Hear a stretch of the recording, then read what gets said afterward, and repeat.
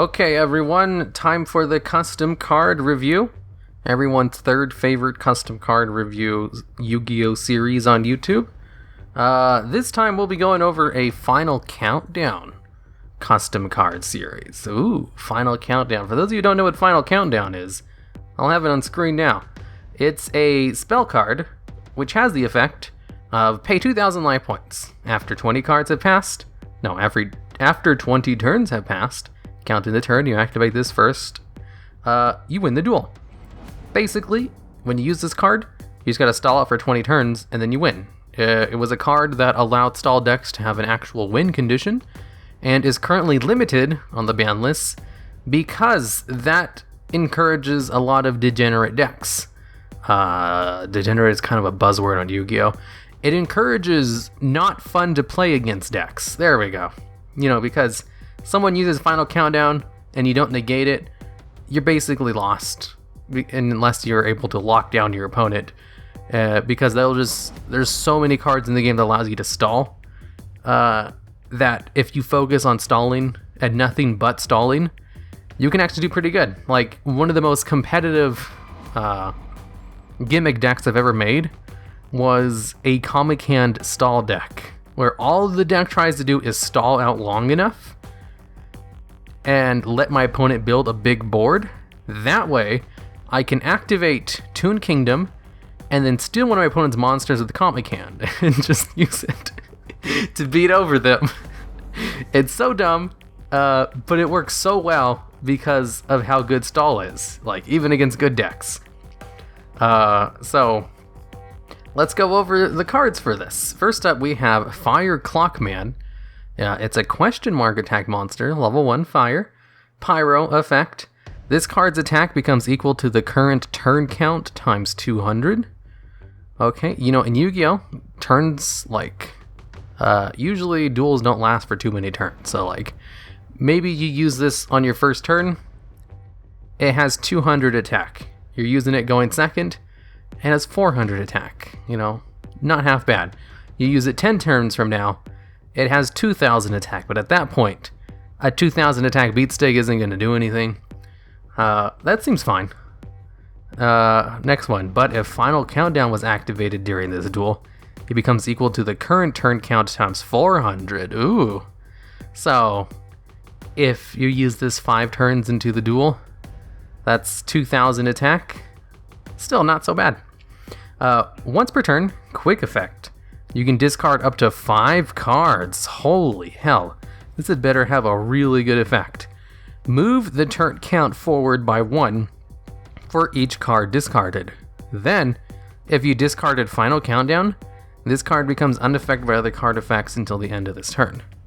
The turn in which this effect is activated continues as normal. Okay. Discarding 5 cards to turn the turn count forward by 5 isn't good.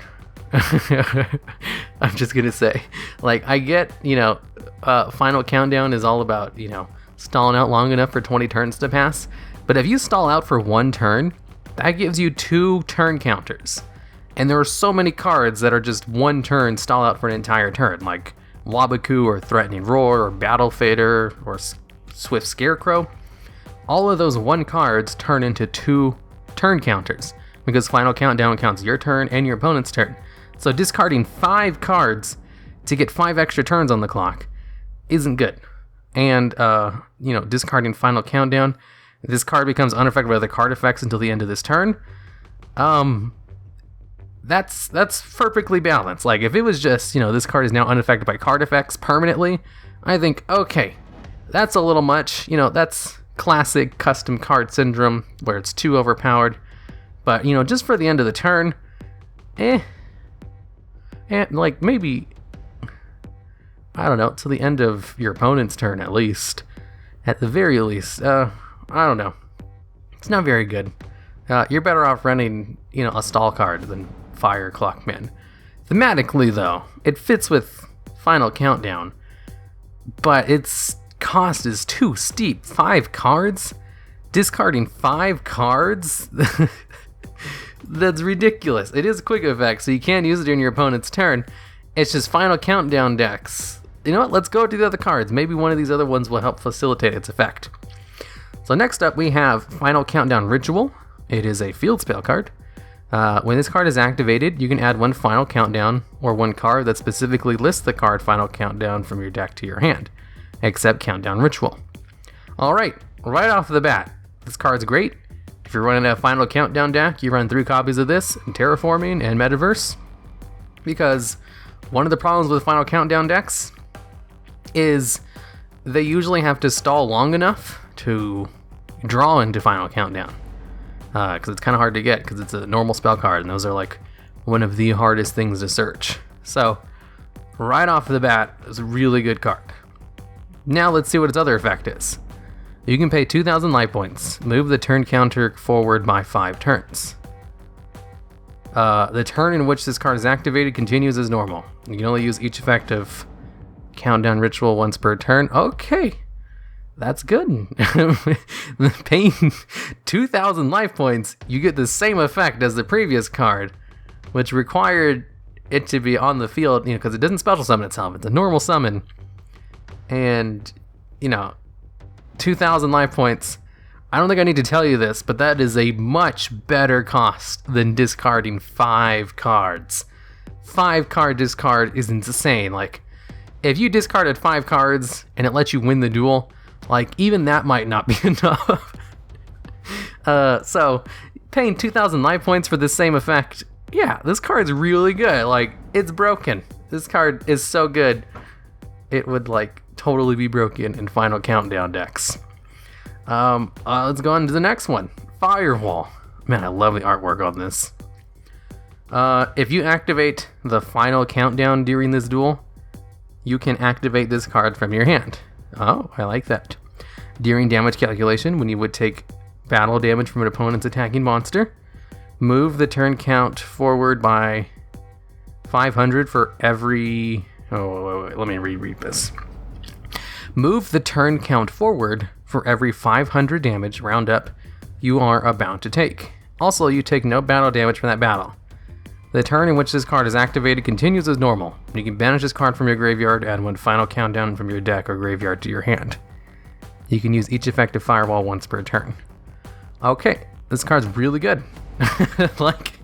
I'm almost surprised that the Blazing Man, that Fire CLOCKMAN exists when Countdown Ritual and Firewall are both so good.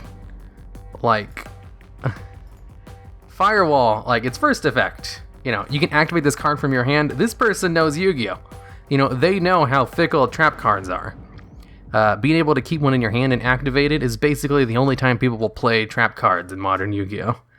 Unless the deck is all about those traps, which Final Countdown, to be fair, is all about those traps, but it's all about traps which can be chained to anything. And this one cannot be. You can only be used, when your opponent attacks you. So being able to activate from your hand, hey, that's good. If you use it to stop 2,000 points of damage, you get 4 turns on the turn clock. Hey, that's fine. It only stops 1 attack. That would be my only gripe about it, but it searches from the graveyard. It has a good graveyard effect. It only allows you to search Final Countdown from your deck, but it does allow you to search Final Countdown. It also allows you to search it from your graveyard. So, if that Final Countdown was negated, because that is a legitimate way to stop Final Countdown decks, is just to have a negate and save it for Final Countdown, because there's only 1 copy of it. This one will allow you to reuse it, and it facilitates its effect. That's good, since it is a graveyard effect. Not as good as Countdown Ritual. That card is just straight up broken in comparison, but hey, that's good. Let's go on to the next one. Infernal Clock of Destiny. Obviously a homage to Pyro Clock of Destiny. It's a trap card in the game, which only effect is to move the turn count forward by 1. Which all these cards are kind of based on. When this card is activated, you can add 1 Final Countdown from your deck or graveyard to your hand. Alright, right off the bat, that's really good. Once per turn, you can move the turn count forward by 1. The turn in which this effect is activated continues as normal. If this card is destroyed by a card effect, you can set 1 Infernal Clock of Destiny directly from your deck. Huh. Okay. in a Final Countdown deck, this would be used just because it can search it out. Like, honestly, the field spell card already accomplishes that, but this gives you another way to search it out. And it also replaces itself if it's destroyed. So, it doesn't say you can't use multiple of these effects per turn, does it? No. So if you have 3 of these cards out, you're just being able to move the turn count forward by 1. But it also doesn't help stall out. It does help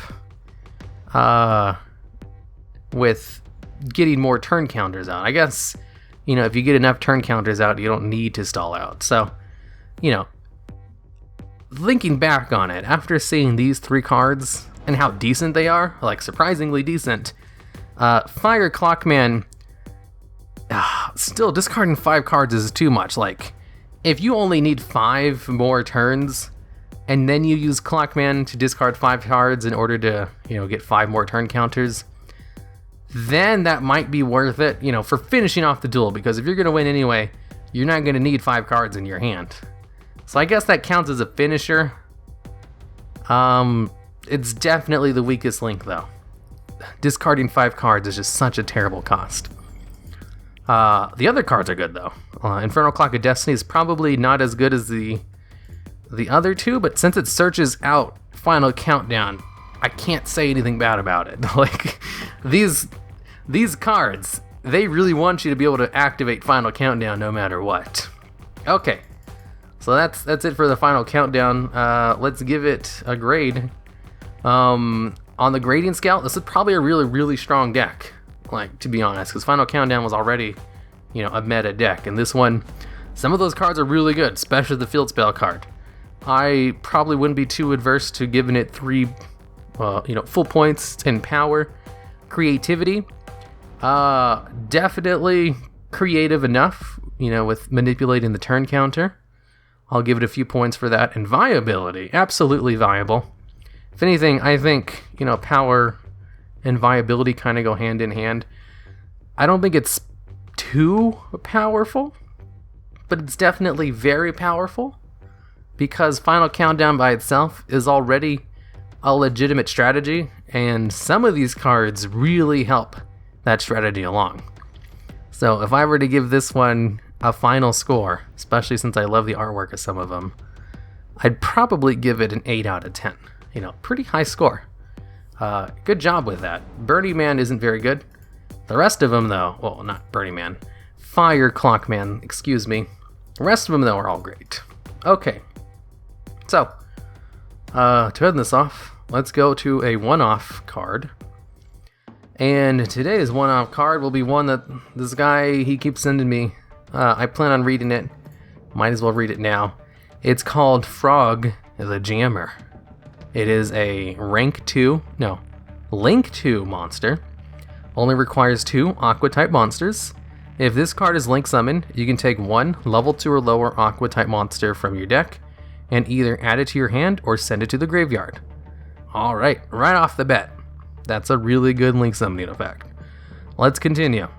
You contribute 1 Aqua-type monster to special summon 1 Frog monster from your deck. Also, for the rest of this turn, you cannot activate monster effects except water monster effects.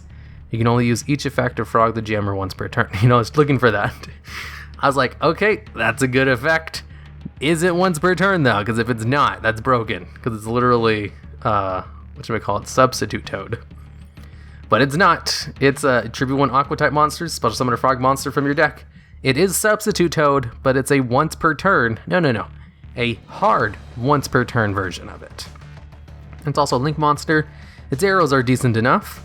Yeah, that's good. And it's funny that a Frog support card exists based on Frog the Jam, because I don't know if you guys know this or not. Frog the Jam is not considered a Frog monster. So for the longest time, a lot of Frog cards would say, you know, this card works with all other Frog monsters except Frog the Jam, because despite the fact that it says Frog in its name, it's not a Frog monster. Frog the Jam. Let me look up what exactly it was renamed to. Oh, it's currently called Slime Toad. So what they've been doing is recently, you know, instead of having the caveat on the card of, you know, this card can search out cards of this archetype, except, you know, these ones which weren't supposed to be named that. They've just straight up been going back and renaming old cards. So, Frog the Jam is now called Slime Toad. So it's no longer considered a frog card. They don't have to worry about adding caveats to their effects anymore. They did the same thing with Vampire Koala. You know, back when they released more vampire support, they changed Vampire Koala's name to just like Vamp Koala or something. Like, they just go back and straight up change card names now. It's great. I love it. So, you know, making Frog the Jam actually part of the frog archetype in this way, you know, without specifically, I guess it does specifically say frog. Funny enough, this card can't actually search out Frog the Jam. No, it can. Level 2 or lower, it searches it out. I meant for its second effect, but it does allow you to search out. It's funny because Frog the Jam was also perfect types for frogs, because frogs were all level 2 water monsters. And Frog the Jam, or Slime Toad now, is a level 2 aqua water monster. It fitted with the archetype perfectly, it's just its Japanese name was never Frog. That's why it wasn't considered a frog monster. Instead, it's now Slime Toad. Alright, so that's it for the custom card review. Ideally, I'd love these videos to be shorter. I don't intend for all of them to be around 30 minutes. It's just sometimes go on and on about some of the cards I talk about. So the ideal length for these would be around 10 minutes. You know, you want to at least hit 10-minute mark for just YouTube reasons. But that's the end of it. If you want to send in a custom card for me to review, send it to my Twitter and nowhere else. There's no guarantee I'll read it because I have literally so many submissions by now that I don't think I'll ever be able to read them all. So, if you love custom cards though, there is a custom card Discord. I'll have that linked in the video description. I don't actually own it. They just contacted me and it seemed like a cool place. They do like custom card tournaments and stuff. So if you like these kinds of things, you know, you'll probably like it there. And until next time.